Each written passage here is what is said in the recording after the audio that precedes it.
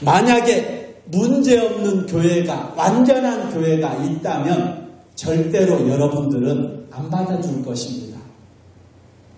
그 정도로 사람이 모이는 곳, 특별히 예수 안에서 살아가려고 애쓰고 노력하는 사람들은 온전치 못하기 때문에 하나님께서 예수가 필요하고 교회가 필요하고 매일매일 새벽 예배, 수요 예배, 금요 기도회, 주일 예배 계속 교회에 나와서 말씀 듣고 기도하고 그렇게 살아가야지만이 그나마 유지가 되지, 그것도 하지 않는다면 안 된다는 것입니다. 흠이 많고 연약하기 때문에 우리는 서로를 용납하고 이해해 주면서 같은 마음을 품고 살아가야 되는 것입니다. 여러분, 서로 용납하고 이해해 주는 것이 쉬워요, 어려워요? 쉽지 않습니다. 별꼴이고 꼴보기도 싫고 그런 사람들이 얼마나 많은데, 그럼에도 불구하고 그 사람들을 보지 말고 나 같은 사람을 용서해 주신 예수 그리스도, 오늘 그분을 기억하면서 그분이 내게 베풀어 주신 은혜, 그분이 내게 공급해 주신 그 은혜를 생각한다면 오늘 서로 마음이 맞지 않는, 도무지 이해가 되지 않는 성도들을 용납하고 이해해 줄 수가 있다는 것입니다. 할렐루야. 우리 디모데전서 1장 15절 16절의 말씀을 한번 찾아보겠습니다. 디모데전서 1장 15절 16절.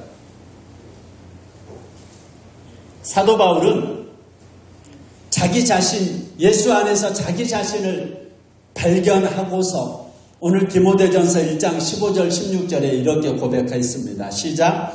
미쁘다 모든 사람이 받을 말은 이 말이요, 그리스도 예수께서 죄인을 구원하시려고 세상에 임하셨다 하였도다. 죄인 중에 내가 괴순이다. 그러나 내가 긍휼을 입은 까닭은 예수 그리스도께서 내게 먼저 알 일체 오래 참으심을 보이사 후에 주를 믿어 영생 얻는 자들에게 본이 되게 하려 하심이라. 아멘.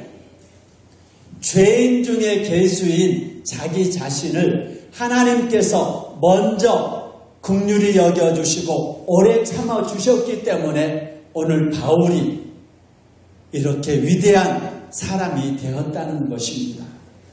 그 은혜를 바울은 경험했기 때문에 고린도 교회에서 분란이 일었을 때도 몇 번이고 하나님이 주신 영적인 권한을 가지고서 징계하고 책망하고 쫓아낼 수도 있었지만 2번, 3번씩 참고 견디고 용서하고 인내하고 하면서 끊임없이 이해하려고 용납하려고 애썼던 것은 그가 예수 그리스도에게 먼저 긍휼하심을 받은, 오래 참으심을 받은 은혜를 입은 자였기 때문입니다. 참으로 자기 자신이 죄인 중에 괴수였다는 것을 깨달았기 때문에 다른 사람들에 대해서 오래 참고 긍휼히 여기고 이해해 줄 수가 있었던 것입니다. 나는 깨끗하고 완벽한데 저 사람이 잘못되었어. 여기서부터 교회 안에 분란이 시작되고 문제가 시작이 되는 것입니다. 여러분, 자기 눈 안에 들보를 발견한 자들은 다른 사람들의 눈의 티를 함부로 지적하는 자리에 들어가지 않습니다. 다른 사람들의 티가 보일 때 내 눈에는 들보가 있다는 것을 기억하시기 바랍니다. 하나님께서 여러분들에게 베풀어 주신 그 은혜, 죄인 중에 괴수인 나에게 베풀어 주신 은혜를 기억한다면 이 땅에서 용서하지 못할 자들은 한 사람도 없다는 것입니다. 할렐루야. 여러분, 제가 10년이라는 세월 동안 오늘의 평화교회와 그리고 사역을 하면서 제가 내 나름대로 열심히 행했지만 하나님 앞에 섰을 때 자랑할 것이 하나도 없는 것은 내가 한 것이 아니라 내 안에 그리스도께서 하신 것입니다. 내 자랑은 아무것도 할 것이 없더라는 것입니다.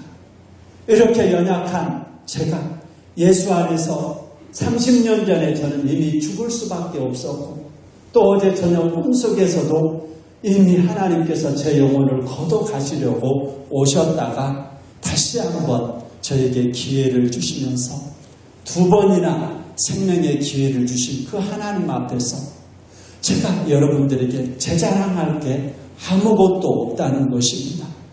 사랑하는 성도 여러분, 주 안에서 같은 마음을 품고 서로 마음이 맞지 않아도, 서로 생각이 맞지 않아도 예수 안에서 같은 마음을 품고 협력하고 용납하고 이해할 수 있는 성도들이 되시기를 주님의 이름으로 축원드립니다.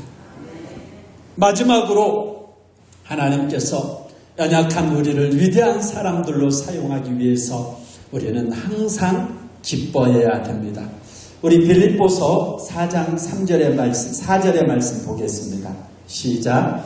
주 안에서 항상 기뻐하라. 내가 다시 말하노니 기뻐하라. 아멘.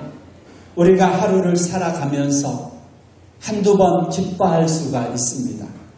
그런데 오늘 본문 말씀처럼 항상 기뻐할 수는 없습니다. 우리 희성이나 우리 소유 같은 경우에 항상 기뻐할 수가 있어요. 왜? 아직 철이 없으니까. 그러나 철부지가 아닌 사람들은 항상 기뻐할 수가 없습니다. 할렐루야. 항상 기뻐하시고 사는데 제가 항상 기뻐할 수 없다고 하니까, 네. 우리는 왜 항상 기뻐할 수가 없느냐? 경제적인 문제, 건강에 대한 문제, 직업에 대한 문제, 또 자녀에 대한 문제, 또 사람과 사람과의 관계에 대한 문제, 수많은 문제들로 둘러싸여 있기 때문에 항상 기뻐할 수가 없어요. 세상에서 기뻐하는 조건, 돈이 많고 몸도 건강하고 하는 일이 잘 되고 자녀들도 학교에서 시험만 보면 100점짜리 성적도 가져오고 모든 것들이 잘 될 때 항상 기뻐할 수 있습니다. 그런데 그러한 것들이 이루어지지 않을 때 세상에서 가장 불행한 사람들이라고 그들은 생각하고 있습니다. 그런데 사도 바울은 주 안에서 항상 기뻐하라고 합니다. 어떻게 우리가 주 안에서 항상 기뻐할 수 있을까요? 주 안에서 항상 기뻐할 수 있는 조건은 바로 행복의 조건, 여러분들의 삶 속에 환경이 좋아져서 기뻐할 환경이 되어서 기뻐할 수 있는 것이 아니라 성령께서 내 안에 들어오셔서 세상이 줄 수 없는 기쁨을 내 안에 넣어주시기 때문에 항상 기뻐하게 되는 것입니다. 저는 오늘 하루를 살아가면서 어제 꿈을 꾸고 오늘 하루를 살아가면서 너무나도 하나님께서 나에게 주신 이 하루가 감사하고 기쁘고 오늘 우리가 살아가는 이 하루는 세상만 바라보고 살아가는 하루가 아니라 영원한 그 나라를 바라보면서 살아가는 성도들이 되어야 되는 것입니다. 하나님의 형상대로 지음받은 여러분들은 이 땅에서만 살아가는 잠깐 있다 살아가는 존재가 아니라 영원한 생명을 살아가는 존재입니다. 세상과 타협하고 세상이 주는 기쁨에 속아서 유혹되어서 영원한 하늘의 기쁨을 잃어버리는 어리석은 백성들 되지 마시고 주 안에서 굳게 서시기 바랍니다. 늘 전쟁하는 마음으로 타협하지 말고 영적인 전쟁에서 승리자의 자세로 하루를 살아가시기 바랍니다. 나하고 마음이 맞지 않아도 오늘 복음의 동역자, 그리스도의 복음의 동역자로 부르심을 받은 우리들이 서로 마음을, 생각을 합하여서 우리가 같이 사역하기 위해서 이곳에 부르심을 받았습니다. 그리고 저와 여러분들은 세상이 주는 기쁨이 아니라 하나님께서 공급해 주시는 말로 세상이 주는 기쁨보다 더 충만한 하늘의 기쁨을 가지고서 항상 기뻐하는 삶을 살아가는 성도들이 되시기 바랍니다. 만약에 문제없는 교회가, 완전한 교회가 있다면 절대로 여러분들은 안 받아줄 것입니다. 그 정도로 사람이 모이는 곳, 특별히 예수 안에서 살아가려고 애쓰고 노력하는 사람들은 온전치 못하기 때문에 하나님께서 예수가 필요하고 교회가 필요하고 매일매일 새벽 예배, 수요 예배, 금요 기도회, 주일 예배 계속 교회에 나와서 말씀 듣고 기도하고 그렇게 살아가야지만이 그나마 유지가 되지, 그것도 하지 않는다면 안 된다는 것입니다. 흠이 많고 연약하기 때문에 우리는 서로를 용납하고 이해해 주면서 같은 마음을 품고 살아가야 되는 것입니다. 여러분, 서로 용납하고 이해해 주는 것이 쉬워요, 어려워요? 쉽지 않습니다.